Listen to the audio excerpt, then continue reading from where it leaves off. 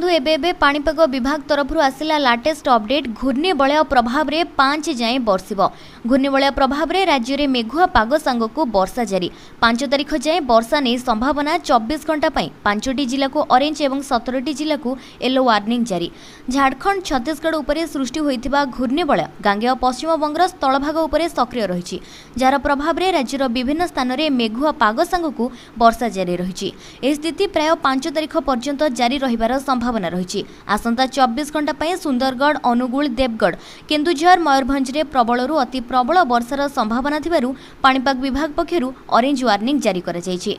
तेज दर्शक बंधु आसंतु जानिनेबा संपूर्ण अपडेट कौन रही, क्यों सब जिला को हाई अलर्ट जारी होइछि एवं केते तारिख पर्यंत वर्षा लागि रहइबो संपूर्ण डिटेल्स रे जानिनेबा आमर एही वीडियो माध्यम रे। तबे ता पूर्व आमर एही वीडियोटी को लाइक करंतु, चैनल को सब्सक्राइब करी ऑल नोटिफिकेशन को सिलेक्ट करी रखंतु, जहा फଳରେ प्रत्येकटी लाटेस्ट अपडेट सर्वप्रथमे देखि परिबे।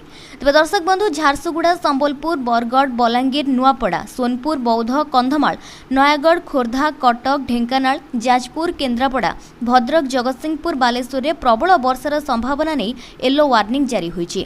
सेहि भली आसंता काली पई 6टी जिल्ला रे प्रबल वर्षार संभावना रहिछि। से सब जिल्ला गुड़िक हला झारसुगुड़ा, संबलपुर, बरगढ़, सुंदरगढ़, देवगढ़, केन्दुझर।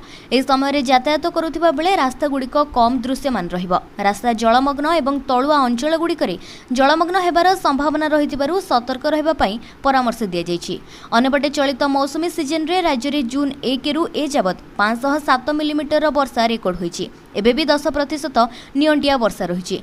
गोटे जिला मालकानगिरी रे स्वाभाविक ठारू अत्यधिक वर्षा रेकर्ड होइतिबा बेले 3टी जिले में अधिक वर्षा एवं 15टी जिले में स्वाभाविक वर्षा रेकर्ड होइछि। बाकी 11टी जिले में नियंटिया वर्षा रेकर्ड होइछि।